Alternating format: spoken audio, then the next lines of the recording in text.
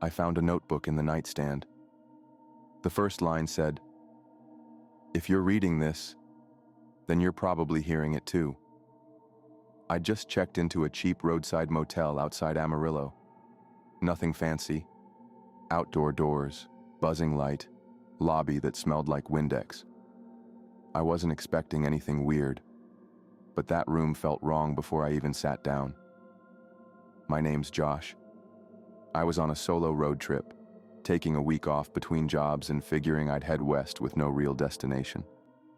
I've stayed in plenty of cheap motels, and none of them ever rattled me. But this one, something about it hit me sideways the moment I walked in. Room 9 was 3 doors down from the office, facing a weedy strip of parking lot. I remember the layout clearly: queen bed on the left, TV on a dresser across from it, narrow bathroom in back. It wasn't dirty exactly, just used. Everything had that low buzz feeling, like the walls were thin and the lights never shut all the way off. I set my bag down and went to plug in my charger, and that's when I saw it. A little black notebook inside the nightstand drawer. It wasn't hidden, just sitting on top of the Gideon Bible. No cover, spiral spine, maybe 20 pages written in pencil. The first line said, "If you're reading this, then you're probably hearing it too." I stopped and listened, but the room was silent. I flipped to the next page. The handwriting was messy, like someone wrote it fast, but the descriptions were exact. The broken corner of the TV, the drip in the bathroom sink, the half-used roll of toilet paper with the brand logo torn off. At first I thought it was some weird guest art project or something, but then I kept reading. There was a part where the writer said, "Try turning on the heater, it sounds like breathing."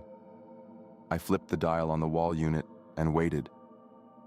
Sure enough, the fan kicked on, and it didn't whir like normal. It made this slow inhale-exhale sound, just like they'd written. I turned it off, and that's when I started to feel uneasy, like whoever wrote this hadn't just stayed in the room. They were still in it somehow. The next page said, "Don't look through the peephole after midnight." I checked the clock. 10:47 p.m. Another line read, "They don't knock. They just wait."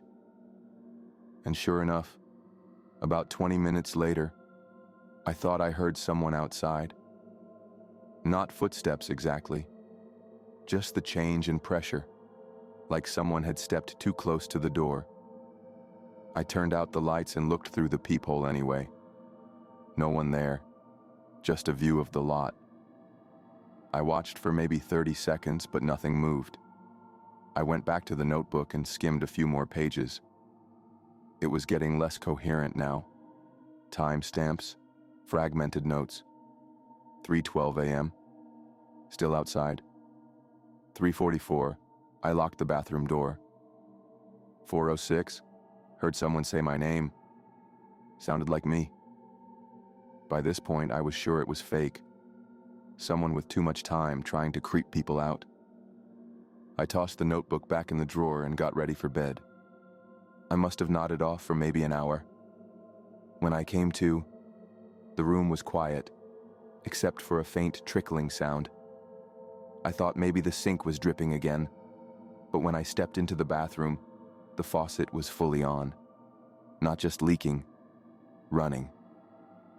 I turned it off, checked the lock, stood there for a second just listening. And when I came back into the room, the drawer was open again. The notebook was sitting in the middle of the bed, open to a new page. It said, "Don't answer him." That's when I noticed my phone screen was lit up. Active call, no number listed, just the timer running. 7 seconds. 8. 9. I hadn't touched it. I hung up and powered the phone off. Didn't even think. Just held the power button and shut everything down. I couldn't sleep. Every time I turned over, I thought I heard something in the bathroom. The sink would drip for a while, then stop. The heater would click even though it was off. At one point, I swear the shadows shifted on the ceiling, but that could have just been headlights from the lot. I finally dozed off with the lamp on and my shoes still on my feet. When I woke up, the drawer was open. I know I didn't leave it that way. I hadn't touched it since I put the notebook back, but now it was pulled halfway out, and the notebook was sitting on top, open to a page I hadn't read yet. It said, "He's in your reflection." I stood there for a second, holding the drawer open, heart pounding. Then I grabbed my bag and turned to leave. As I passed the mirror above the dresser, I refused to look straight at it. But in the corner of my eye, I thought I saw something move. Not me. Someone standing next to me. I didn't check. I didn't stop.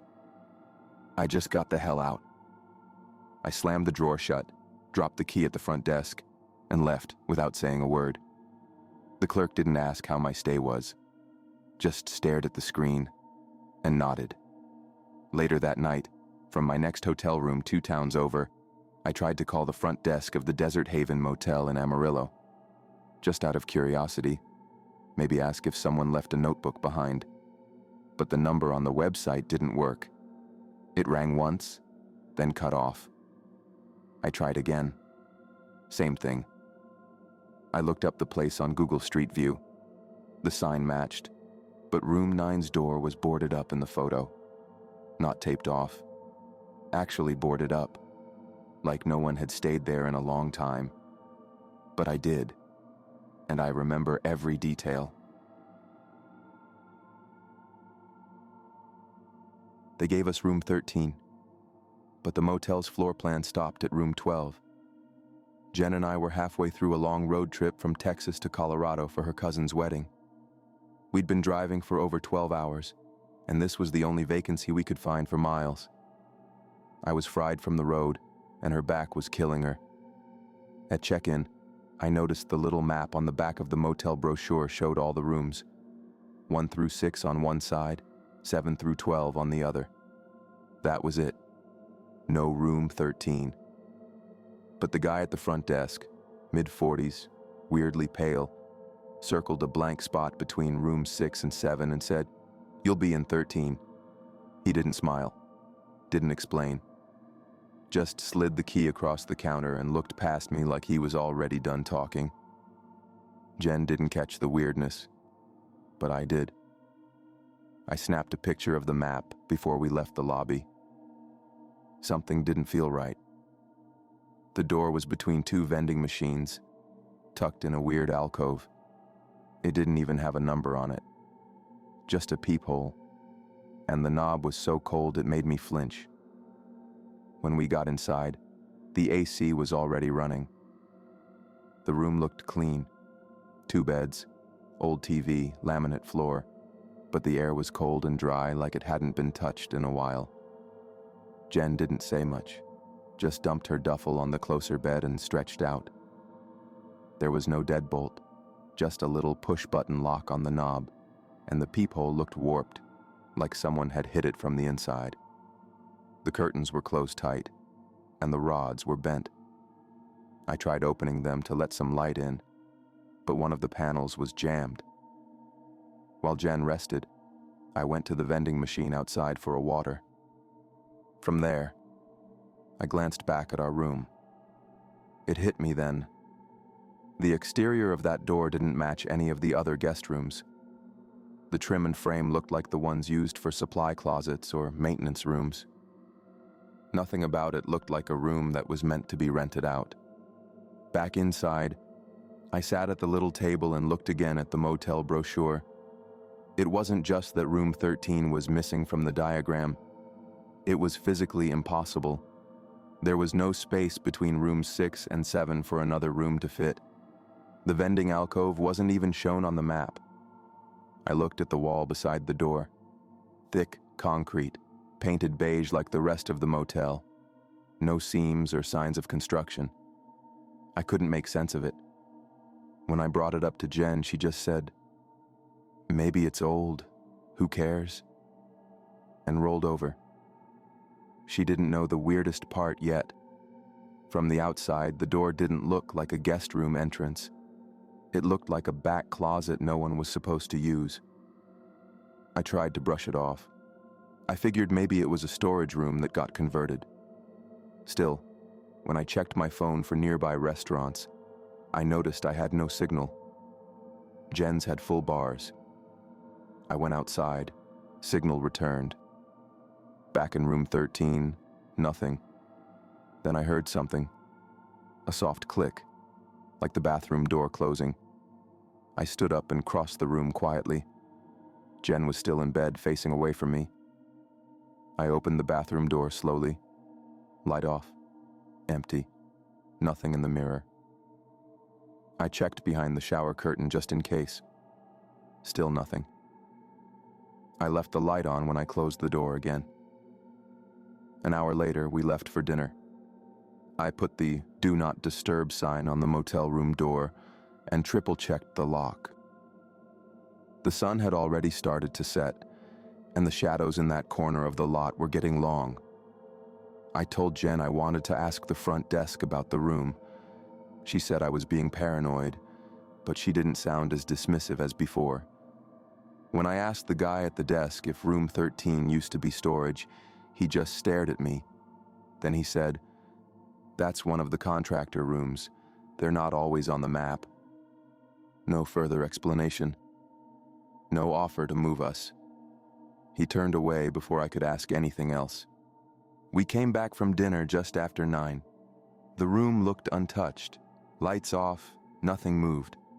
But when I went to take off my shoes, I stepped on something. A corner of one of the motel brochures. It was folded and tucked under the bed, identical to the one I had in my wallet, except this one had something circled in red. Room 13, with a question mark written next to it. I asked Jen if she dropped it. She said, "No, I didn't even take one." Then she asked, "Wait, is that yours?" I pulled mine out of my wallet, held it up and said, "Nope." She looked uneasy now.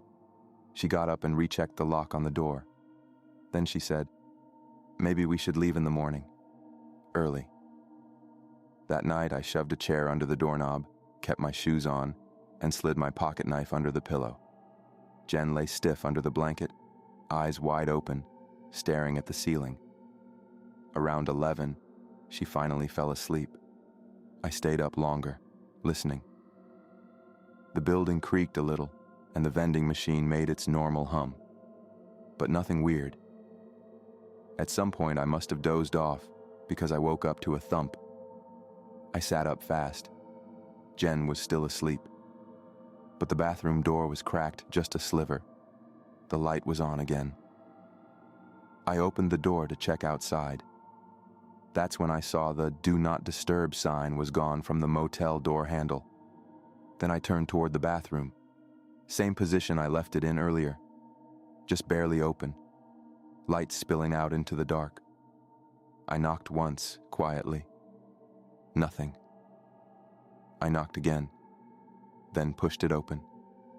Empty. But in the mirror, someone had written something in the steam. Except there hadn't been a shower. And the steam was inside the glass, not on the surface. Just 2 words. Someone else. We packed up and left at 5 a.m., just before sunrise. Jen was quiet in the car. She kept glancing back at the room as we pulled out of the lot. Later that day, we looked up the motel online. No mention of room 13.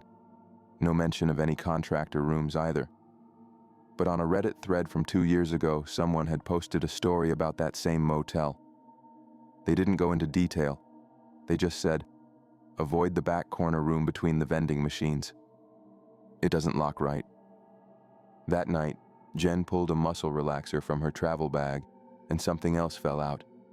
A key card, same brand as the motel, blank white front, handwritten in faded ink, 13. We never used key cards. Our door had a standard turn lock. I held it in my hand and looked at her.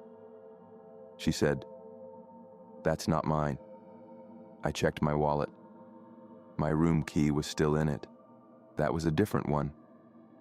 When I went back through my phone photos, I noticed something I hadn't before. In the picture I took of the motel map, there was a small black rectangle between rooms 6 and 7. At the time, I thought it was just smudged ink. But zoomed in, you could see it wasn't part of the print. It had been drawn on, sloppily, and just beneath it, in tiny letters, "Keep closed." At 3:33 a.m., I opened my motel door, and someone was standing across the parking lot, perfectly still, just watching me. I've stayed in a lot of motels for work. Most blur together. But the Desert Hollow Lodge in New Mexico, I still don't understand what happened that night. No staff, no guests, no cell service. Every clock frozen at 3:33. And later, someone standing right where my peephole was pointed. My name's Eric. I'm a systems consultant for a logistics firm. And back in April, I had a client out in El Paso. I drove in from Phoenix late, and the company booked me one night at a cheap roadside motel halfway through. It was supposed to break up the drive. Clean enough place. Single-story outdoor access rooms, dusty parking lot. I got in around 11, did a little work on the laptop, and passed out by midnight. I woke up with this tight feeling in my chest, one of those cold start wake-ups where you know something's wrong, but you don't know what it is. I rolled over to check the time. The old digital clock by the bed said 3:33 a.m. I figured it was early, and I could sleep another few hours. But something about the silence hit me. Not just quiet. Dead. No humming AC, no cars passing. It felt off. I got up and looked outside. The parking lot was completely empty. My rental car was the only vehicle there. I remember frowning at that. There had been at least 3 other cars when I checked in. A white SUV, a truck with ladders. I walked to the window and looked both ways down the motel strip. Every room had its curtains drawn, no lights on. It felt like I'd slept through checkout and the whole place had cleared out without me. But that didn't make sense. I still had hours left before checkout. I pulled out my phone to double-check the time, and it also said 3:33 a.m. Weird coincidence. I opened my laptop. Same thing. 3:33 a.m. Not moving. I refreshed the browser. It stalled and gave me a no internet message. That's when I realized the Wi-Fi was down too. The network didn't even show up. I tried the room phone. Deadline. At that point, I was getting anxious. I stepped into my shoes, threw on a hoodie, and went to the front office. The door was unlocked, but no one was inside. Desk unmanned, no computer, no schedule, not even the little bell most places have. Just a black coffee pot, still full. The front clock was also stuck. Same time, 3:33. I stood there for maybe a full minute, waiting for someone to come out from the back. No one did. I called out, "Hello?" Nothing. I walked around the side and peeked through the open door into the back office. Empty chair, light on. No one there. I even knocked on the staff bathroom door. Silence. I walked back to my room, half expecting other guests to be poking their heads out, but the whole motel was still sealed shut. Every room dark, curtains tight, no movement anywhere. I tried calling the front desk from my cell, then 411, then the motel's listed number on Google. Each one gave me a busy signal or call failed. At one point, I actually wondered if there had been a power outage, but the lights were on in the hallway. I even unplugged and replugged the room clock. It blinked for a second, and went straight back to 333. I don't know how to explain it, but I felt stuck, like I was the only person in the whole place. I finally decided to grab my stuff and just go. I didn't care about the room charge. I just wanted to be around people. But when I opened the door to step out, I hesitated. Someone was standing across the lot, just far enough away that I couldn't see details, but close enough to know they were facing me. Not moving, just watching. I shut the door quietly and locked it. Then I walked over to the peephole to look again. The guy was still there. Dead center of the frame, not approaching, not leaving, just there. I stood there holding my breath, hoping it was just some random guest. But my rental car was still the only one in the lot. I had no idea how he got there. I turned off the room light and just watched. A few minutes went by. He didn't move an inch. No shift in posture, no sign of pacing, like he was waiting for something. I finally grabbed my phone and started recording video through the peephole, thinking I'd show it to someone later. But when I played the clip back, there was no one there, just the empty parking lot. I thought maybe the peephole was distorting my vision, or maybe there was glare from the exterior lights. So I looked again. This time, no one was outside. Just the lot, empty and still. But when I turned away, something shifted. I caught it in the TV screen reflection. Movement behind the curtain. I froze for a second, then slowly pulled the curtain aside. Nothing, just the glass. But I swear, I'd seen someone pass behind me. I left. Didn't even zip my bag, just grabbed everything and walked straight out. The man wasn't in the lot. I didn't care. I jumped in the car and pulled out onto the highway. The moment I hit the main road, my phone buzzed back to life. 4:21 a.m. Notifications pouring in, emails, pings, everything. Like service had been blocked until I left. I called the motel the next day to ask if they had surveillance footage or if something happened overnight. A woman answered, said they hadn't had any outages or issues, claimed someone was working the front desk all night. I asked about the room next to mine. She said there were 2 guests booked in that block, but they never checked in. Their cars never showed. I left a review warning people about the night I had. But when I checked a week later, it was gone.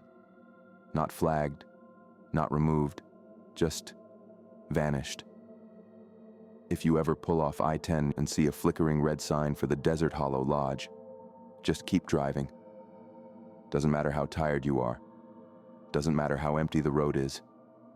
Trust me, checkout time doesn't always come.